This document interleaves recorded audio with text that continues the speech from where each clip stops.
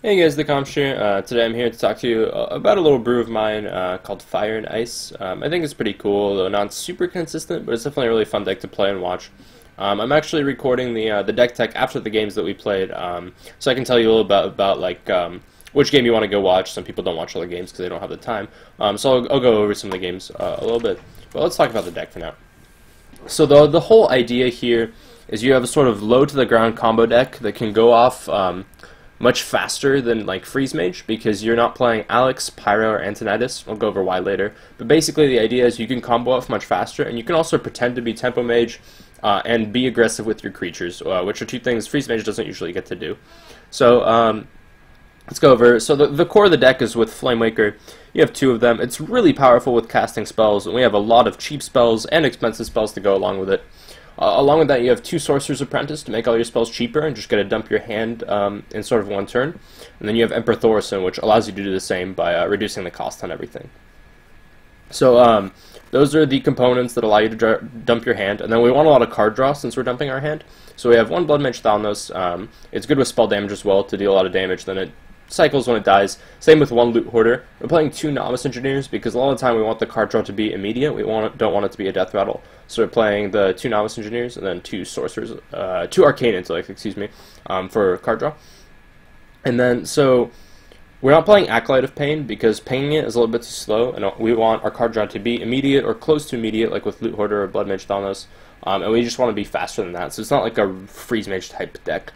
It's more of an aggressive combo-y deck, like Combo Druid a little bit. So then we have our stall mechanics because we want to live long enough to do all these things. So we have two Frost Nova plus two Doomsayer, and that lets us clear the board. So, but the turn before we combo off the Flamewaker, so the Flamewaker damage goes to face. And then we also have two Blizzard, one Cone of Cold, and two Flame Strike, which also lets us clear the board. And Flamewaker can actually act as AoE as well, but usually we want it to go face since we're trying to kill them really fast. And then, of course, we have the mechanisms for killing our opponent. We have double Arcane Missiles, really strong with Flamewaker because it's 5 random damage, or if you have a Thalnos out, it's 6. Also pretty cheap spells, so you can cast them for 0 if you have a Sorcerer's Apprentice out, or if you play a Thorson. But even in the early stages of the game, you can go curve Sorcerer's Apprentice into Flamewaker, and then cast some Arcane Missiles for 0, coin a Frostbolt. You're basically super ahead on board against aggressive decks like Zoo and Hunter. So that's a pretty good matchup for you.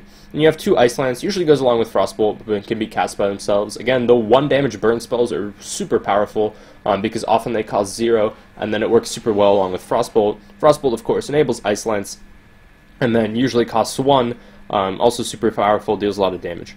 And then, of course, we have double Fireball, really efficient burn spell, helps kill our opponent.